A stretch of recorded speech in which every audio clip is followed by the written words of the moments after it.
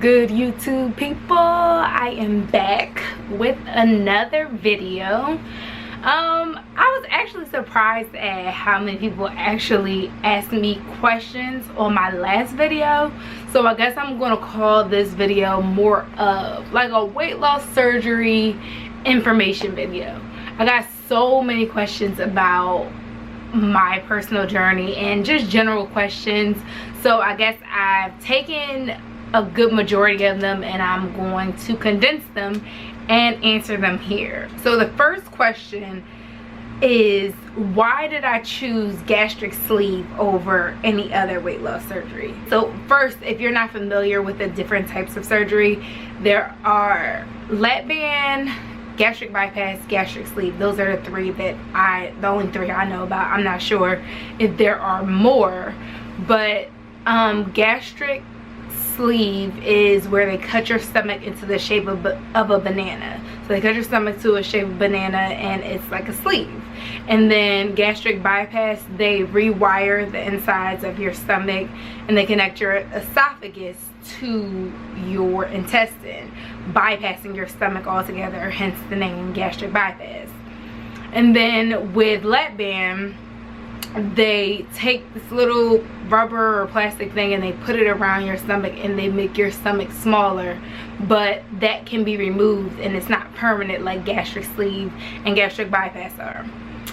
I personally chose gastric sleeve because it's a lot less surgically invasive and the side effects are not as intense, especially with the amount of weight that I had to lose. The amount of weight that I wanted to lose at the time of my first consult was like 80 pounds. Gastric bypass is for people who need to lose a lot more weight, even though gastric sleeve is almost as effective as far as weight loss is concerned as gastric bypass, but it's just less surgically invasive. Because like I said, with gastric bypass, they're rearranging your insides. With gastric sleeve, they're just removing a piece of your stomach, but the flow of how your insides work does not get changed. So that's kind of why I felt a little bit more safe with gastric sleeve, and I knew a few people who had it, and I know one person who had gastric bypass, and I also know someone who had the lap band, and I just felt like gastric sleeve was best for me. Also, a lot of people keep asking me how tall I am. I am 5'7", I weigh 172. Next question, was it hard to get my insurance to pay for surgery? So before you actually get started on the process of going to a trillion doctor's appointments, basically they're going to do a preliminary qualification to see if you qualify for weight loss surgery.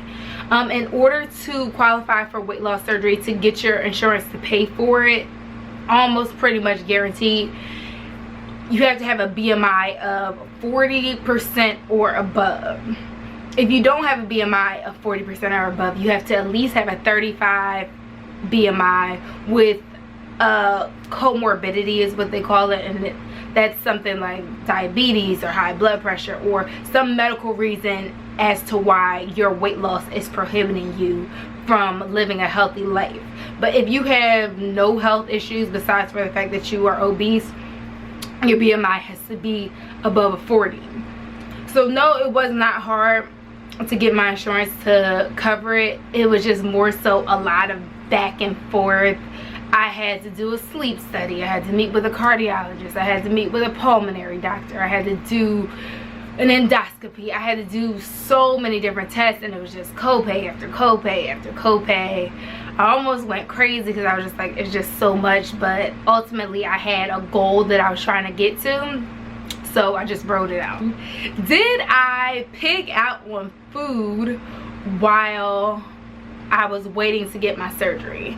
So in my last video I explained that I've been like a weight loss person for a while. I started at 300 pounds, I lost 80 on my own, then I started gaining it back, which was the main reason why I decided to look into weight loss surgery, because I just felt like I could not get control back.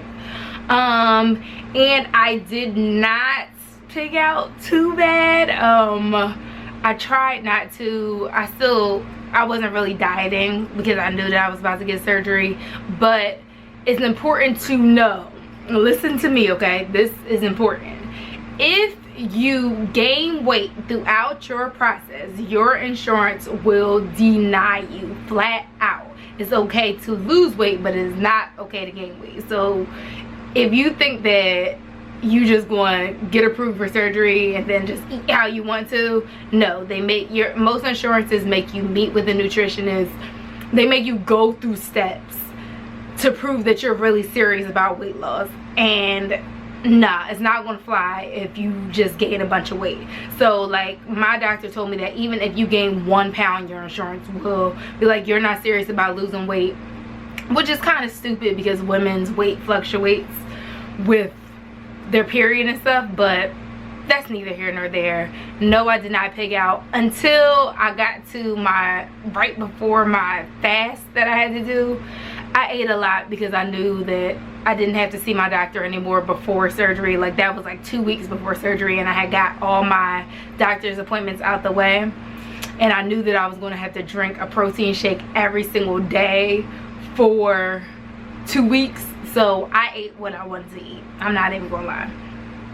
Did I have support with my decision when I decided to have surgery? I didn't tell but so many people, just because I had already made up in my own mind that I was going to have surgery. So I didn't really care about other people's opinions so much. I told a few people in my family, and a lot of people were not supportive of my decisions to have surgery. But then my mom was really supportive. And so that helped out a lot, because I had like that one person that was like, no, you got this, you can do this, it's going to be great. So I really didn't tell, like I said, I didn't tell but so many people, just because I didn't really feel like, even now I don't really tell people, because I don't necessarily feel like being subjected to other people's opinions on my life. Did I experience any regret during my process? I made a video on regret after getting surgery. Yes, I definitely experienced regret, but mine wasn't as extreme as some people's are. I've heard some people say that they regretted their surgery for months. I regretted my surgery like the first month, just because you're going through the healing process, and then I had like a stall at 4 weeks, and I thought that maybe I made a mistake. So yeah, I did experience some regret with the surgery. How long did it take to go back to work and adjust back to my normal schedule? So with me, at the first 3 or 4 days after surgery was horrible. Like that was when the regret was real. I was like, well, why did I do this to myself? But after like day 4, I really started to feel okay. Like I was a little sore, so I could still move around. And by day 6, I was at the Kevin Hart show. So my recovery time wasn't as bad as some people I know. One person I know was kind of out of it for like 2 weeks. They tell you to stay out of work for 2 weeks to be safe.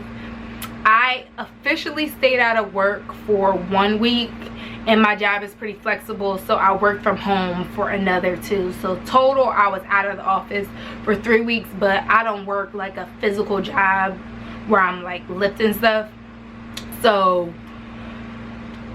it was nothing for me to go back to work if I had to, because I was just going to be sitting behind a desk anyway. But it took me about a full week and a half to be completely back to normal.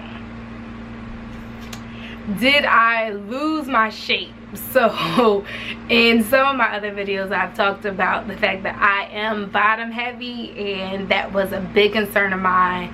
Not losing my butt, not losing my thighs. And I did mention it in my last video, but I'm sad to report I did lose my shape. I didn't lose it completely, not completely, but it's definitely not the same. Like I would be lying if I said that I was as shapely as I was before, because I am not. My butt is nowhere near as big as it used to be. And the last question I got is, do I have any advice for people who are also on the journey? So I would say that my greatest advice is just to make sure that you are making the decision for you and nobody else. Just be sure that it's something that you want to do, and research.